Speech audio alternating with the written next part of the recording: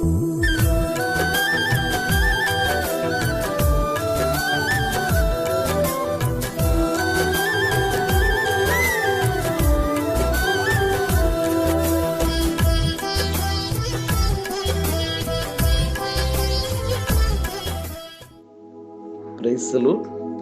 జీవము గల దేవుని బిడ్డలైన మీ అందరికీ ప్రభు నామములు శుభములు. అమ్మ బాబు ఎలాగున్నారు? మీ ఆరోగ్యాలు ఎలాగున్నాయి? మీరు జాగ్రత్త, మీ ఆరోగ్యాలు జాగ్రత్త. రండి, ఈరోజు దేవుని మాట మీ కొరకు. Today God's word for you. దేవుడు ఈరోజు నీతో నాతో మాట్లాడుచూ ఉన్నారు. ఈరోజు ప్రభువు వారు అంటున్నారు, పరిశుద్ధాత్మ దేవుడు నీ పట్ల గొప్ప కార్యం చేయాలని ఆశపడుతున్నారు. పరిశుద్ధాత్మ దేవుడు నీ పట్ల, నా పట్ల, మన పట్ల ఆయన ఒక గొప్ప కార్యం చేయాలి అంటే, కనుక దేవుడు మన పట్ల ఒక గొప్ప కార్యం చేయాలి అంటే మనము దేవుని వాక్యాన్ని మనము విని అనుసరించి ఆచరించే వారుగా ఉన్నప్పుడు దేవుడు మన పట్ల గొప్ప కార్యం చేస్తూ ఉంటాడు. దేవుని వాక్యాన్ని వింటున్నావు, విన్న నీవు అనుసరించేవారుగా ఉండాలి, ఆచరించేవారుగా ఉండాలి. అప్పుడు దేవుడు తప్పకుండా నీ పట్ల, నీ కుటుంబం పట్ల ఆయన గొప్ప కార్యం చేయగలిగిన మహాదేవుడు నా యేసు. నా దేవుడు నీతో, నాతో, మనతో మాట్లాడుతున్న మాట, ఒక గొప్ప కార్యం చేయాలి. పరిశుద్ధ గ్రంథములో యెషయా గ్రంథము 38వ అధ్యాయం మొదటి నుండి 5 వచనాలు మనం జాగ్రత్తగా ధ్యానిస్తున్నట్లయితే, అక్కడ హిజ్కియాకు మరణకరమైన రోగం వచ్చినప్పుడు ఏం జరిగిందంటే, ఆ హిజ్కియా పట్ల దేవుడు ఒక గొప్ప కార్యం చేయాలి. హిజ్కియా పట్ల దేవుడు గొప్ప కార్యం చేయాలి అంటే హిజ్కియా చేసిన పని ఏంటంటే, హిజ్కియా ఇక్కడ ఆ మాట నేను చదవాలని నేను మీకు ఆశపడుతూ ఉన్నాను. 38వ అధ్యాయం 5వ వచనం చదువుతున్నాను.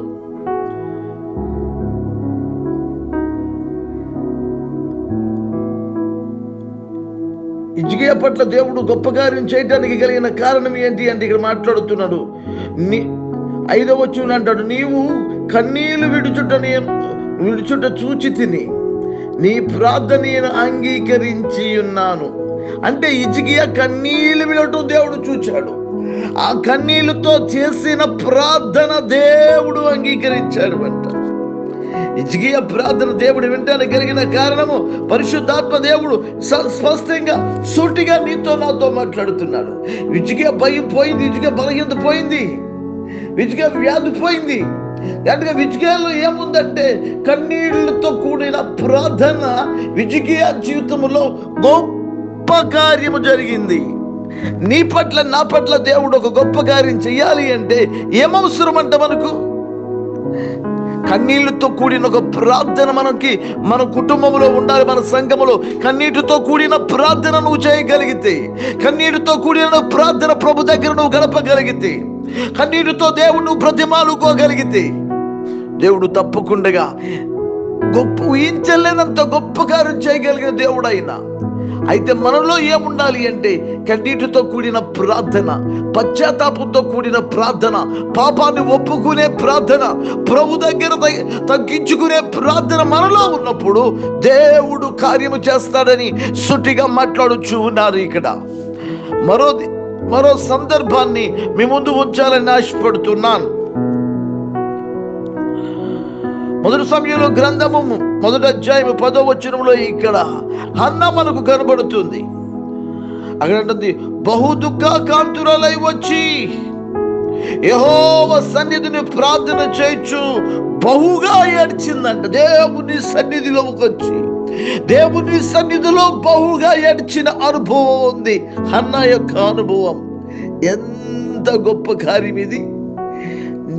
దేవుడు ఒక గొప్ప కార్యం చేయాలి అనుకుంటున్నాడు నీ పట్ల. ఎప్పుడు జరుగుతుందంటే, కనుక నీవు దేవుని సన్నిధికి రాగలిగినప్పుడు, నువ్వు దేవుని సన్నిధిలో గడిపినప్పుడు, దేవుని సన్నిధిలో అన్నవలే నేను కూడా దేవుని సన్నిధిలో మన కన్నీళ్లు కుమ్మరించినప్పుడు దేవుడు కార్యం చేస్తాడని మాట్లాడుతున్నాడు.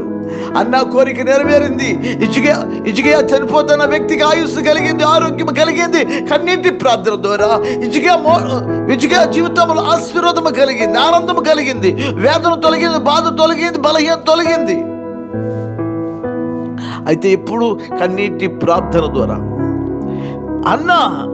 అన్న పట్ల దేవుడు ఎప్పుడు కార్యం చేశాడు. అన్న దేవుని సన్నిధికి వచ్చి బహు దుఃఖాకాంతురాలై వచ్చి ఏడుస్తుందంట. ప్రభు సన్నిధుల్లో ప్రార్థన చేస్తుంది. 3 వారి నా జీవితానికి సిగిరింపు కావాలి, వాడిపోయి నా బ్రతుకుకు వెలిగింపు కావాలి. అయ్యా నా జీవితానికి అనుకరించారా అయ్యా, దయ చూపించండి ప్రభు అంటూ అన్న ప్రార్థించినప్పుడు అన్న ప్రార్థన విన్నా దేవుడు అన్న జీవితానికి సిగిరింపు, ఫలింపు, ఆనందము కలిగింది. అన్న పట్ల దేవుడు గొప్ప కార్యం చేశారు. కన్నీరు ప్రార్థన, కన్నీటితో ప్రార్థన, దైవ సన్నిధికి వెళ్ళి నువ్వు దేవుని సన్నిధిలో కన్నీరు కాచి నువ్వు ప్రార్థించగలిగినప్పుడు నా దేవుడు నీ పట్ల ఒక గొప్ప కార్యం చేస్తానని సుటిగా స్పష్టంగా ఆయన నీతో నాతో మాట్లాడుతున్నాను. ప్రభు కార్యం జరిగించాలి అంటే దేవుడు కార్యం చేయడానికి మన సిద్ధంగా ఉన్నాడు. అయితే నీలో, నాలో, మనలో ఏముండాలి అంటే కన్నీరు కాచిన ప్రార్థన అవసరమని ప్రేమతో నీకు మనం చేసుకుంటూ ఉన్నాను. పరిశుద్ధ గ్రంథంలో ఒక పట్టణస్తులందరూ కూడా ఏం చేశారు అంటే, నినివే పట్టణస్తులందరూ కూడా వారు దేవుని సన్నిధిలో కన్నీరు కార్చారంట. వారు పాపములు ఒప్పుకొని కన్నీరు కార్చారంట. దేవుడు వారి ప్రార్థన దేవుడు వాళ్ళకి ఇచ్చాడంట. దేవుని బిడ్డలారా గమనించండి. కనుక నినివే పట్టణస్తుల యొక్క ప్రార్థన దేవుడు విన్నాడు.